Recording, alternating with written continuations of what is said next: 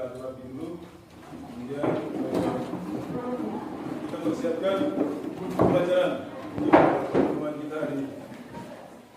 Kesempatan kepada satu orang untuk memimpin kita dalam doa.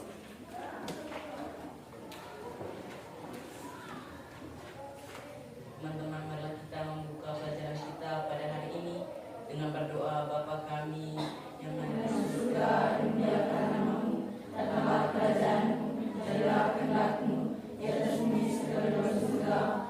Berilah kami rezeki pada hari ini, dan ampunilah kesalahan kami, seperti kami pun mengampuni kepada kami, dan jangan masukkan ke dalam cobaan, dan bebaskan kami dari dosa. Amin. Selanjutnya, sebagai wujud rasa cinta kita terhadap bangsa dan negara ini, saya beri kesempatan kepada satu orang untuk menyanyikan sebuah lagu wajib Garuda Pancasila. Jadi saya beri kesempatan kepada Garuda Pancasila, 1, 2, 3. Garuda Pancasila, akulah pendukungmu. Patria proklamasi, sedia berkorban untukmu. Pancasila dasar negara, rakyat adil makmur sentosa, pribadi bangsaku. Ayo maju, maju, ayo maju, maju, ayo maju, maju. Baik, terima kasih. Silakan duduk.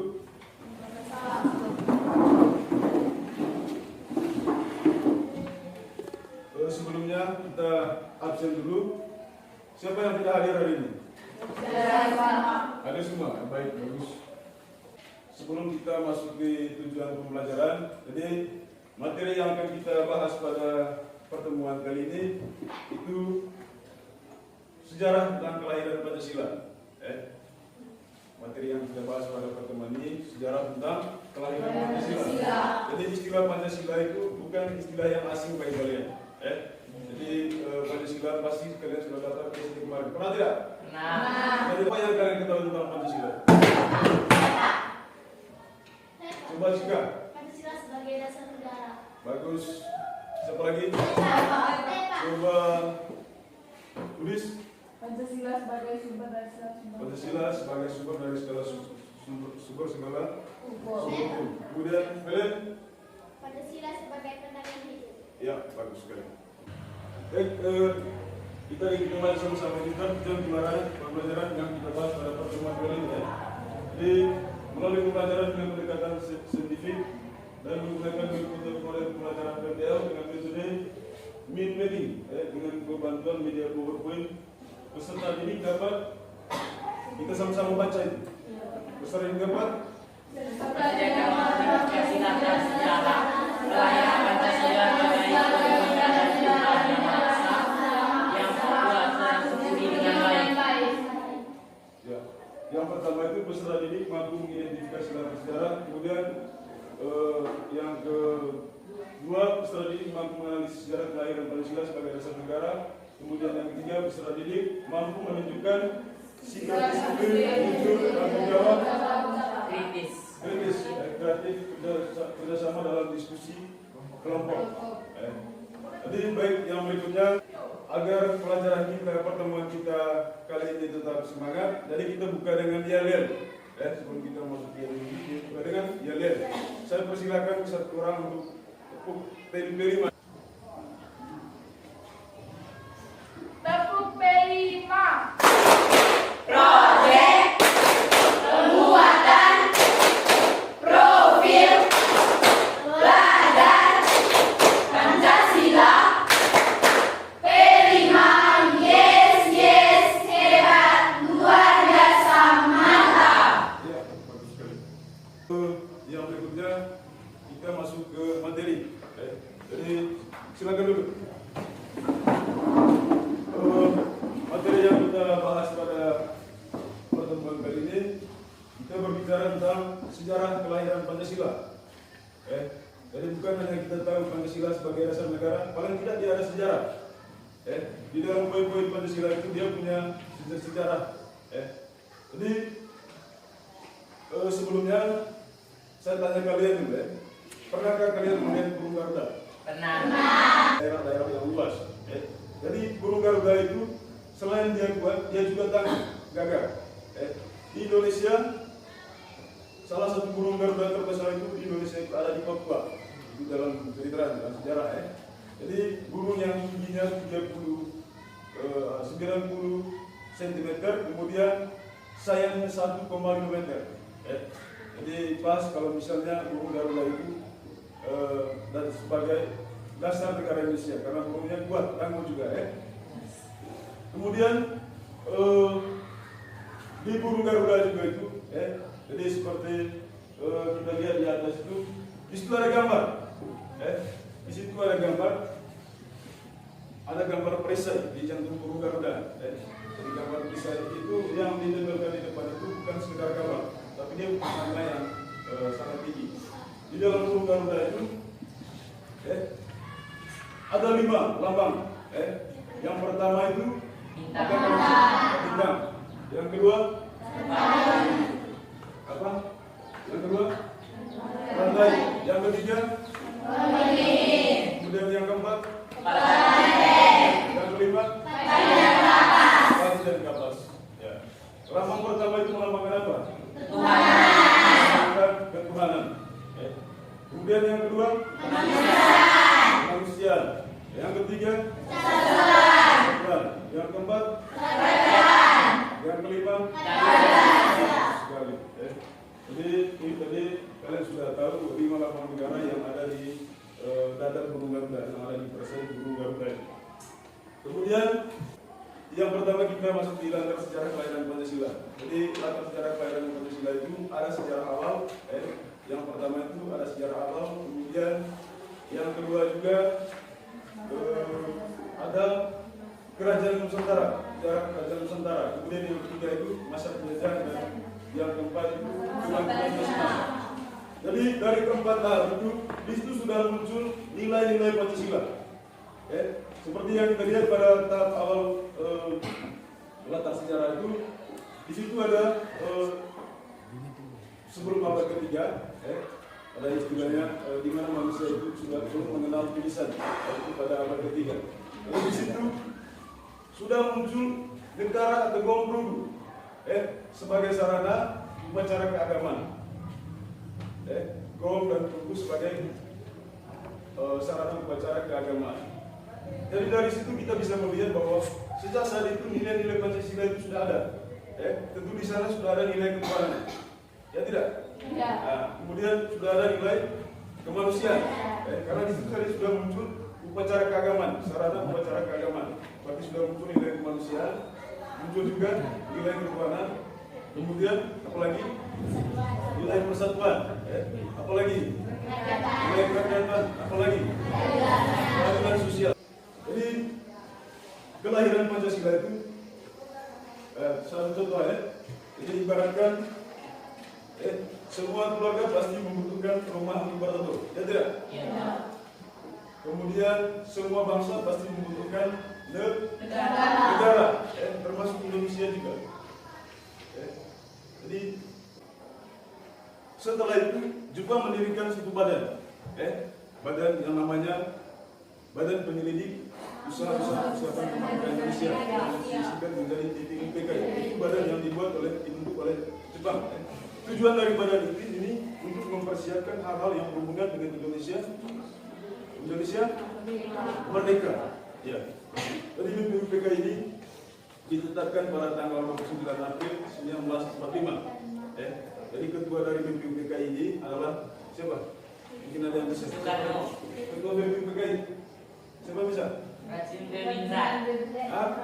Bagus, ya. KRD Rajiman. Jadi ketua BPUPK itu KRD Rajiman Diningrat. Jumlah anggota BPUPK waktu itu ada 69 orang. Ada 69 orang. Jadi terdiri dari utusan dari berbagai suku yang ada di Indonesia, kemudian perwakilan dari asing, dan ada juga perwakilan dari Jepang. Kemudian BPUPK ini diresmikan pada tanggal 28 Mei 1945 di gedung Suo Sangin yang sekarang dikenal dengan gedung Pancasila. Gedung Suo Sangin yang sekarang dikenal dengan gedung Pancasila. Jadi kita bisa tahu bahwa kelahiran Pancasila itu ada di BPUPKI itu sendiri. Tempat kelahiran Pancasila di BPUPKI, di Badan Penyelidik Usaha Indonesia. Kemudian BPUPKI ini juga mengadakan sidang. Dari sidang pertama itu tanggal 29 sampai dengan 1 Juni. Itu dipimpin langsung oleh siapa? Siapa ketua BPUPKI tadi? Itu ketua BPUPKI. Jadi dalam diskusi yang dipimpin langsung oleh Rajiman tadi, dia mengusulkan terkait dengan dasar negara. Dia mengusulkan terkait dengan dasar negara. Sehingga pada tanggal 28 ada salah satu orang tokoh yang mengusulkan dasar negara, mengusulkan rumusan dasar negara. Kemudian 29 juga ada satu tokoh yaitu Supomo mengusulkan dasar negara. Kemudian pada 1 Juni juga Insinyur Soekarno mengusulkan 5 dasar negara. 5 dasar negara yang diusulkan oleh Soekarno. Yang pertama itu bangsa Indonesia, kemudian internasionalisme dan kemanusiaan, kemudian mufakat dengan demokrasi, kemudian keadilan sosial, dan yang terakhir itu adalah ketuhanan yang maha esa. Itu 5 usulan yang disampaikan oleh Insinyur Soekarno. Kemudian oleh Soekarno memberi nama usulan itu adalah Pancasila. Lahirlah Pancasila itu. Kalau ditanya siapa yang memberikan nama Pancasila itu? Insinyur Soekarno. Yang memberikan nama Pancasila itu adalah Insinyur Soekarno. Akhirnya waktu itu dalam sidang BPUPKI itu diskusi, mereka sepakat 5 dasar negara yang disampaikan oleh Insinyur Soekarno itu adalah Pancasila. Mereka sudah sepakat. Kemudian selanjutnya 5 usulan yang disampaikan oleh Insinyur Soekarno itu akan dirumuskan kembali oleh BPUPKI itu sendiri. Kemudian BPUPKI memutuskan 9 anggota BPUPKI untuk merumuskan kembali usulan yang diusulkan oleh Insinyur Soekarno. Jadi 9 orang itu dinamakan panitia 9. Jadi mereka merumuskan itu sehingga pada tanggal 22 Juni 1945 di situ sudah hadir yang namanya Piagam Jakarta itu Piagam Jakarta 22 Juni 1945. Dan yang merumuskan itu adalah siapa? 9 itu, panitia 9 itu yang merumuskan Piagam Jakarta. Siapa lagi? Siapa? Muhammad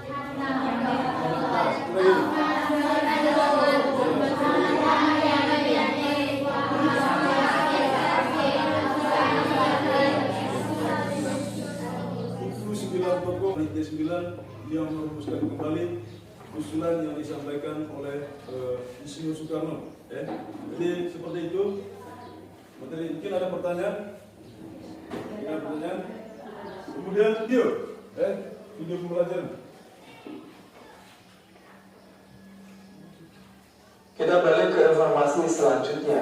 Ratusan orang mengamuk di Tanjung Balai, Sumatera Utara. Ya, sebuah rumah ibadah 5 mobil yang terparkir di halamannya hangus terbakar dalam amuk massa. Kerusuhan massal yang terjadi di Tanjung Balai, Sumatera Utara mulai berlangsung Jumat malam dan ratusan orang mengamuk menyerang sebuah rumah ibadah serta mobil yang terparkir di dekat. Sekarang kalian sudah amatikan menonton video kan? Jadi yang berikutnya dari video yang sudah kalian nonton ini, kira-kira apa yang ada dalam pikiran kalian terkait video yang sudah ditayangkan? Saya Pak. Coba jika Menurut saya Pak, video-video yang telah ditayangkan merupakan pelanggaran nilai Pancasila. misalkan video pelanggaran nilai Pancasila. Ada lagi? Selesai. Jadi kita bagi dalam diskusi, kita bagi bagi 5-5. Satu kelompok 5 orang, satu kelompok 5 orang. Jadi jumlahnya 20 orang. Jadi untuk pembagian kelompoknya kita pakai hitung saja. Kita pakai hitung mulai dari sini saja. Seperti 1 sampai 4, 1 sampai 4. Yang angka 1 nanti akan di kelompok 1, kemudian yang 2 di kelompok 2, yang ketiga di kelompok 3, dan yang keempat di kelompok 4. Silakan hitung mulai dari dulu. 2, 3, 4. Pesan saja. 2, 3, 4. 1, 2, 3, 4. 1, 2, 3, 4. 1, 2, 3. Iya. Kelompok 1 yang nomor 1 berada di kelompok 1. Nanti kelompok 1-nya di sini, kelompok 2-nya di sini, kelompok 3-nya di sini, kelompok 4-nya di sini. Silakan.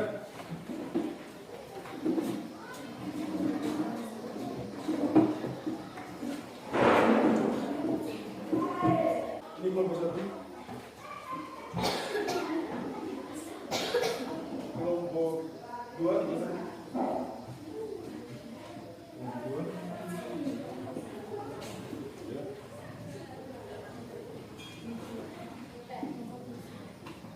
Mulai kelompok 1. Kelompok 1. Kelompok 2, 3. Kelompok 4. Jadi kerjakan itu kerjakan itu, saya beri waktu 10 menit untuk mengerjakan itu. Jadi semua anggota kelompok itu harus bekerja. Jangan hanya ketua kelompok saja yang bekerja, tapi semua anggota harus mengambil bagian untuk mengerjakan program ini yang harus berbagi tadi. Silakan.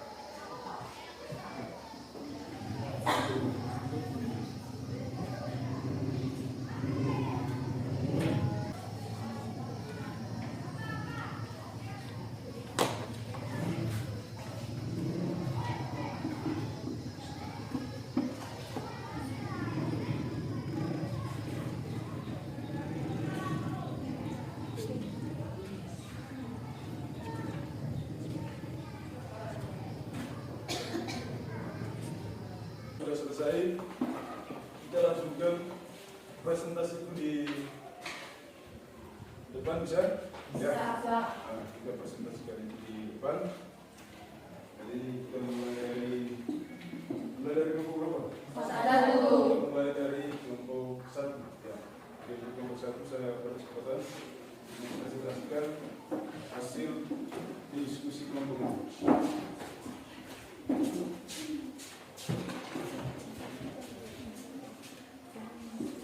Jadi sebelum presentasi, jadi saya beritahukan selanjutnya saya beri kesempatan kepada kelompok 1 untuk mendiskusikan hasil diskusinya. Selamat pagi teman-teman. Selamat pagi. Kami dari kelompok 1 ingin mempresentasikan hasil diskusi kelompok kami. Kepada tim pembaca, saya mempersilahkan untuk membaca. Menurut diskusi dari kelompok kami, gambar di atas merupakan pelanggaran HAM dan merupakan penyimpangan sila kedua tentang kemanusiaan yang adil dan beradab. Pelanggaran hak asasi manusia dapat terjadi di berbagai bentuk, termasuk penyiksaan, perlakuan diskriminatif, penganiayaan, pembunuhan, pemerkosaan dan penghilangan paksa, penahanan sembarangan, dan berbagai tindakan lain yang melanggar hak-hak individu.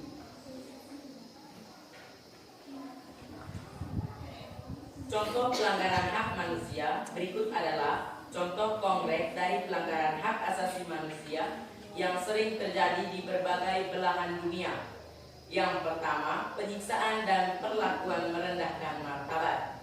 Contoh, penyiksaan fisik atau psikologis terhadap tahanan dan dalam penjara atau tahanan politik, perlakuan merendahkan martabat, dan penggunaan kekerasan oleh petugas keamanan. Yang kedua, eksekusi mati tanpa proses hukum yang adil.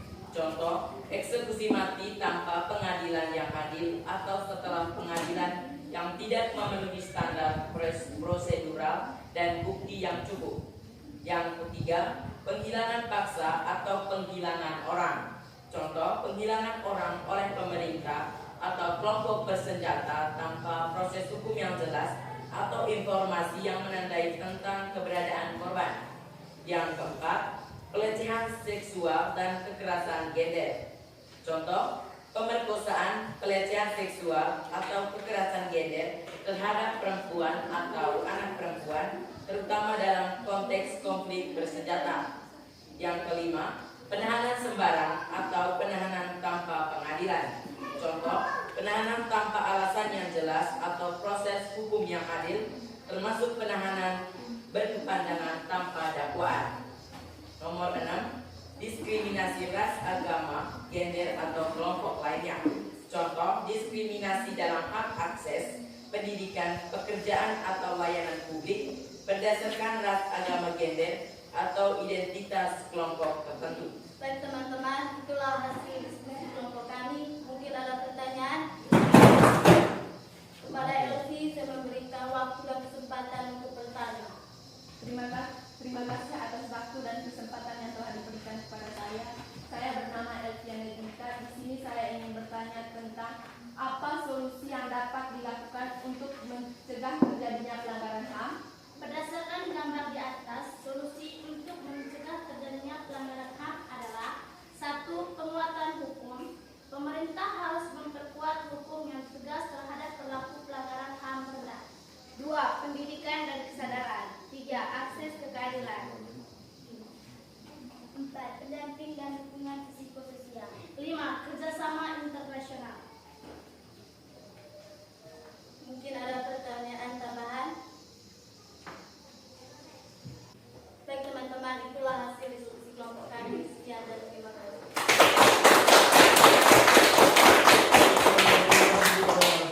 Kelompok itu yang sudah mempresentasikan hasil diskusi kelompoknya.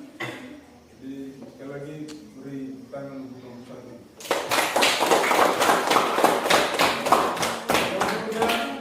Berikutnya lagi kelompok 4. Selamat pagi teman-teman. Selamat pagi. Kami dari kelompok 4 ini mempresentasikan hasil diskusi kami. Kepada tim pembaca kami mempersilahkan. Menurut kelompok kami, gambar di atas menunjukkan pelanggaran terhadap Pancasila sila kelima karena adanya senjangan sosial ekonomi. Pertimbangan atas senjangan ekonomi adalah keadaan yang tidak seimbang di masyarakat yang mengakibatkan perbedaan yang mencolok, terutama berkaitan dengan perbedaan penghasilan yang sangat tinggi antara masyarakat kelas atas dan kelas bawah. Teman-teman, itulah hasil diskusi kami. Mungkin ada pertanyaan. Kami mempersilakan kepada kelompok 1 untuk memberi pertanyaan. Ya, terima kasih kesempatan yang diberikan kepada saya. Nama saya Franciscus Alwi, saya berasal dari kelompok 1. Di sini saya ingin bertanya, apa saja penyebab kesenjangan ekonomi? Hal ini terjadi karena banyak faktor, seperti tidak efektifnya program kemiskinan, tidak meratanya pembangunan infrastruktur antara satu daerah dengan daerah lain, dan masih mengutamakan praktik korupsi dalam proyek pembangunan. Mungkin ada pertanyaan tambahan. Kami mempersilakan kepada kelompok 2 untuk memberi pertanyaan. Baik, terima kasih atas waktu dan kesempatan yang diberikan kepada saya. Nama saya Beata Intan Zenia. Di sini saya ingin bertanya, apa saja faktor penyebab kesenjangan? Menurut kelompok kami, faktor penyebab yang menjadi ketimpangan tersebut antara lain kondisi demografi yang memiliki perbedaan kondisi pendidikan yang tidak merata, kurangnya lapangan kerja, dan perbedaan status sosial di masyarakat. Mungkin ada pertanyaan tambahan lagi.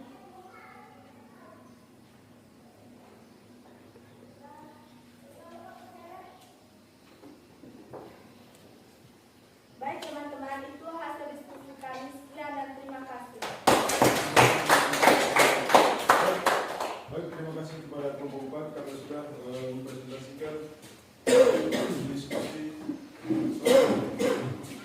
bagus sekali.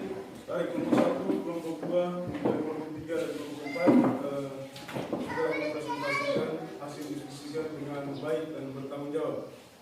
Jadi saya bisa menyimpulkan tadi terkait diskusi yang kalian sudah sampaikan ini bahwa sebagai peserta didik tentu kita menerapkan nilai-nilai Pancasila itu dalam kehidupan sehari. Jadi kita memberikan kesimpulan bahwa penerapan nilai-nilai Pancasila dalam kehidupan sehari-hari itu sangat penting, baik itu di rumah, di sekolah. Jadi penerapan nilai-nilai Pancasila itu harus dilakukan di lingkungan keluarga, lingkungan sekolah, masyarakat, bangsa dan juga negara. Pancasila di lingkungan sekolah. Ya, silakan. Penerapan nilai-nilai Pancasila di lingkungan sekolah. Menghargai teman yang berbeda keyakinan dengan kita. Mengikuti tata tertib sekolah. Mengikuti pembelajaran dengan baik. Menghormati guru. Ya, bagus sekali. Jadi penerapan nilai-nilai Pancasila yang dilakukan di lingkungan sekolah, menghargai teman yang berbeda keyakinan. Yang berbeda keyakinan itu yang berbeda agama dengan kita. Ya. Jadi saling menghargai, harus ada toleransi, saling menghargai satu dengan yang lain. Ya. Kemudian yang berikutnya lagi, dari pelajaran hari ini yang kalian sudah pelajari tadi, kira-kira bagaimana perasaan kalian tentang pelajaran pada pertemuan hari ini? Ya, silakan Arman. Menurut kami Pak, kami merasa senang dengan pelajaran hari ini. Kami bisa berdiskusi dengan teman-teman. Ya, bagus sekali. Merasa senang karena bisa berdiskusi dengan teman-teman. Ya. Jadi untuk pertemuan kali ini kita akhiri dulu. Jadi minggu depan kita masuk di topik baru. Jadi kalau hari ini tentang sejarah kelahiran Pancasila, kemudian perubusan, kemudian latar sejarah. Di minggu depan kita masuk di penetapan Pancasila.